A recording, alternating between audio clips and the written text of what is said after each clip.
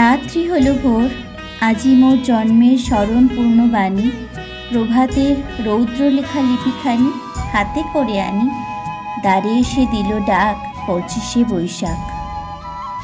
আজ বাঙালির পূর্ব দিগন্তের সূর্যটা অন্যরকমই উঠেছে, আর তার নানা রঙের সৃজনশীল রশ্মি ছটায় মনের কোণের যত আধার হয়ে গেছে ম্লান।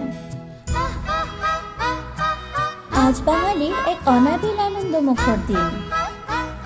আজ যে বাঙালির সাংস্কৃতিক মহোৎসব, তাই তো দিকে দিকে শোনা যায় সুরের অনুরণন, তাই তো আকাশে বাতাসে তার স্মৃতিচারণ। বিশ্বকবি রবীন্দ্রনাথ লহ কোটি প্রণাম।